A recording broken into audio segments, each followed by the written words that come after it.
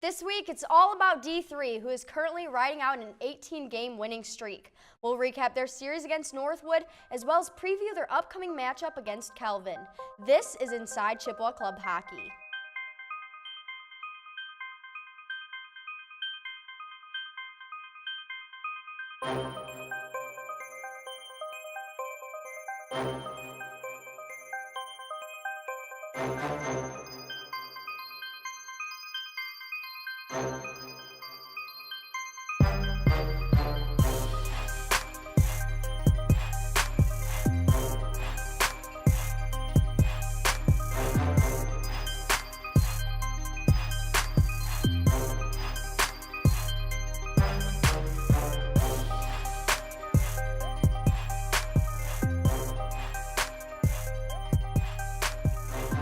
The team was able to add 2 more wins to their winning streak as they took on Northwood University.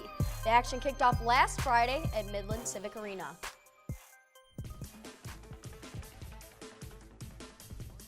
Brennan Martin powers through 3 Timberwolves and fires one right through the 5-hole. Walked through that defense like it was nothing, and Brennan Martin played a phenomenal weekend. We predicted that one out of him. He led the offense and got a goal right there. This is just a beauty. You probably saw it on our social media at CM Hockey Network. Beauty through the 5-hole, nothing to it. Lawrence Rowe enters the zone and fires a high slot shot to the back of the net. Chippewas lead by 2. I'm sorry, this is probably the worst game-winning goal of all time. It's a great shot from Larry, but that is not a great attempt at a save from the Northwood goalie. Dalton Sutherland brings it back down into the zone. He fires a pass over to Nathan Allgaier. Allgaier winds up and sends it past Northwood's goaltender. There's your first line magic all right back. A beautiful pass from Dalton Sutherland and a rocket of a shot from Gator. Beauty off the tail. After a 5-2 win over the Timberwolves, the Chippewas came home to Ice Arena to see them again on Saturday. Chippewas now on power play. Justice Bigelow takes a shot on net. It rebounds off the boards over to Nate Allgaier. He takes a shot and completes his hat trick. Gator is the king of that odd side shot. He got that one from a rebound off the backboards and fired it through. Another great goal from Gator, and he's not missing the net recently. Jordan Wadge gets the puck out from behind the net, back up to Philip Fazio. Fazio passes it back to Lansuki. He winds up and nets his first of the season. Great new addition to this Chippewa team. Really played an outstanding game on the defensive blue line, and a shot that finds its way through, especially when the Chippewas need it. Dalton Sutherland gets the puck over to Nathan Allgaier in the zone. He scores once again to break the tie to give the Chippewas the lead. After a natty hattie, a 4th goal from Nate Allgaier, and one again that sneaks its way short side. Gator's shot is so beautiful right now. I love to watch it. With a 9-5 lead over the Timberwolves, the Chippewas play the puck up ice. Dalton Sutherland gets a hold of it, comes up the right side, and goes top shelf for CMU. I made the comment that was finally the first goal of the weekend from Dalton. He's almost to 100 points on the season, and just the 1 goal in the weekend against an inferior team. Great to see that one from Dalton, though.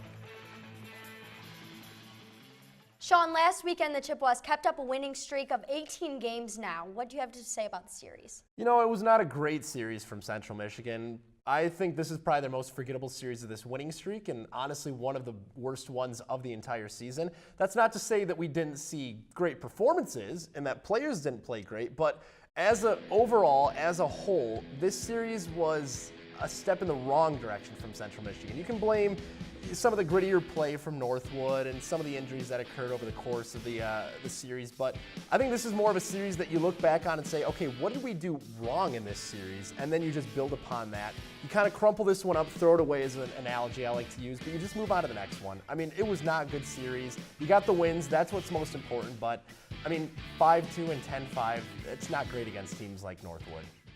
We did see a lot of great play last weekend. Dalton Sutherland is nearing 100 points. Nate Allgaier got a natural hat trick on way to a 4-goal game, and Riley Morgan stopped 24 shots on net in the first game of the series.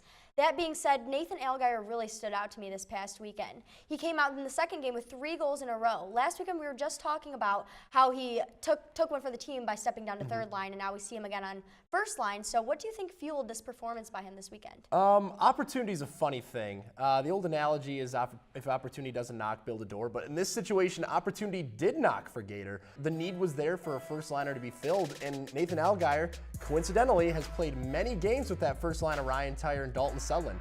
It was like home sweet home for him right there, and he got so many great passes from Tyre, so many great passes from Dalton Sutherland. It presented the opportunity. He found his way to get a goal on that first game, then 4 goals in that second game. I mean, those are outstanding numbers, even for him. He was definitely missing that top line, and that's no discredit to Simon Selly or Michael Croft on that third line. But there is a little bit of a difference between having that veteran talent of that multi-year experience from Sutherland and Tyre to playing with the newer guys of Croft and Simon Selly. So I think he just enjoyed being back on numero uno. I know I say this every week, but we saw so many players show out in last weekend's games. One stood out in particular that we haven't talked about yet this show so far, but Brendan Martin had a 3-goal weekend. As a defenseman, how does he manage to find the back of the net so often? I just had this great feeling about Brendan Martin for this weekend's series. And the thing with him is he has so much speed as a defenseman. He really shouldn't be playing defenseman, but he has such a great hold of the puck at the blue line and such awareness down the ice at his forwards, where they're positioned. And he has great D-to-D passes. The speed helps out. His awareness on the ice is, I think, the biggest thing. You saw it in the highlights. He just walks through defensemen like it's nobody's business. He has such a great awareness for such a young player. And I know he's not that young at being a sophomore at this point, but he really knows what he's doing out there. He creates opportunities for himself. And I love a defenseman that can play an offensive position. He redefines the offensive defenseman position. He gets himself opportunities and then feeds the forwards. That's what makes him so great, and that's how he can get to be in those goal-scoring positions, like the 3 that he kind of created just for himself. Looking ahead to tonight's series against Calvin College, this is a team that CMU Club Hockey has not seen before.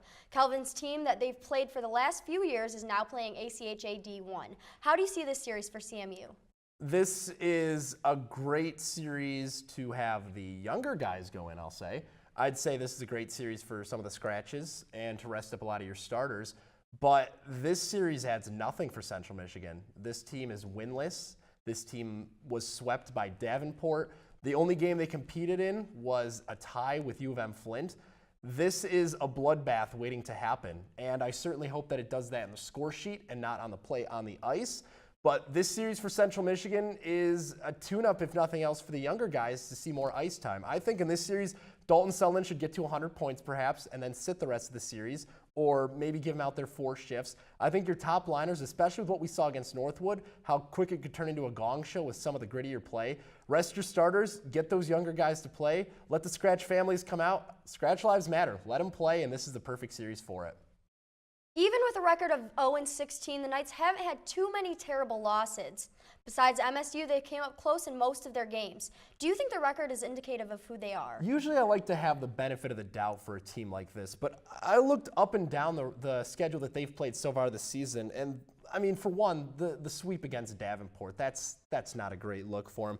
University of Michigan Flint was a close series, and I personally don't think U of M Flint's a bad team. I don't think they're a great team, but they're definitely not the very bottom of the MCHC. But you keep looking down. Indiana Tech, that's not a great team to get swept by either. Schoolcraft was their closest series that they did not get a tie or win out of, and Schoolcraft was a team that last year was at the basement of the North. They're working their way up. I mean, they're number 20 in the North right now, number 70 in the country, so that's building blocks, but they were called Calvin College JV last year, and I'm sorry to say it, but I still think that's the position that they're in. I think at the D3 level, they can find success in years to come because I know what this Calvin program is capable of from where Calvin D3, who's now D1, moved up to, and I know the skill of potential that's at Calvin, but I think right now this record is very indicative of who they are. Who are you going with for your player of the weekend prediction for this weekend's games? Player of the weekend this weekend, it's such a tough one to say, but you know what? I'm going to go with old reliable here. I'm going to go with Jason Pischke.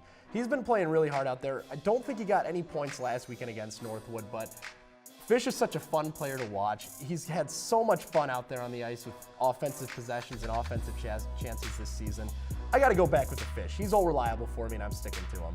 Our crew is going to go with Trevor Whitehead, who is actually going to be skating this weekend. We're going to see him skate. He's been practicing. We heard he's doing pretty well. I'm stoked. I'm pretty excited for that. So I think that's a very good pick by our cast here. I'm going to go with Justice Bigelow. I think that we haven't really talked about him too much. I'm surprised that we haven't picked him as our player of the weekend in the past. I think that he's really going to show out against Kelvin this weekend. Well, his old teammate Cody Ferris always used to say, the best hands in the ACHA go to Justice Bigelow. And if you watch him, one arm, 2 arms, no arms, he just handles the puck like it's nobody's business.